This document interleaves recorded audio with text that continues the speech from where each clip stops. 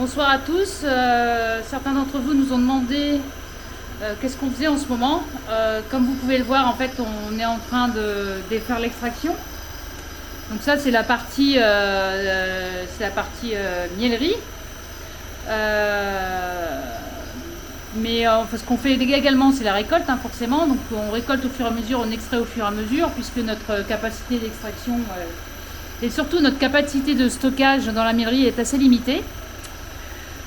Sinon, ce que l'on fait, c'est qu'on commence à faire des essaims, mais on vous montrera, on commence à faire des essaims en paquets d'abeilles.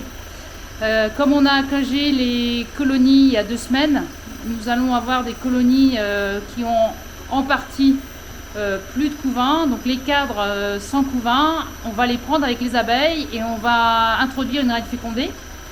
Donc on vous montrera ça cette fin de semaine, je pense.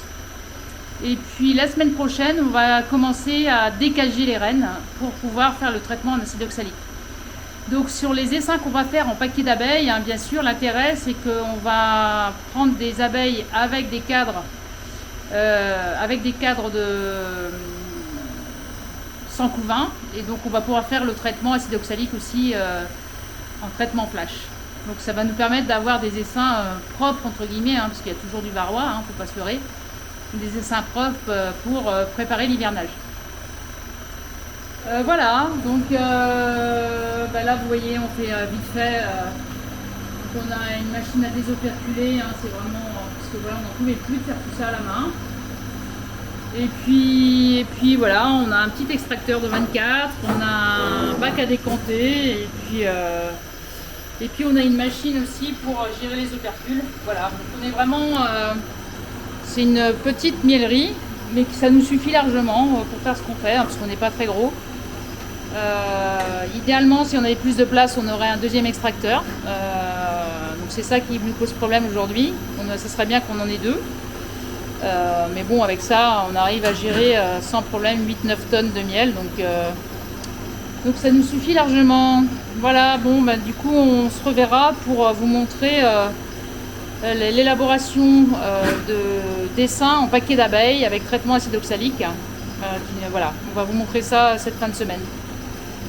Voilà, donc petit mot, varroa, récolte, mais tout en gérant le varroa, hein, c'est vraiment important. Là, on est vraiment, il y a 15 jours, 3 semaines, hyper important là, qu'il faut vraiment bien gérer pour gérer le futur hivernage. Hein. L'hivernage, ça se prépare déjà depuis le mois de juin. Donc il faut continuer et surtout bien gérer les varrois, bien gérer les traitements. C'est vraiment important, faire les contrôles. Là on va arriver à la phase critique varrois, donc il faut vraiment s'en occuper en urgence. C'est je dirais même plus important que la récolte, parce que la récolte ça se gère au fur et à mesure, et voilà. Mais le plus important c'est le varrois.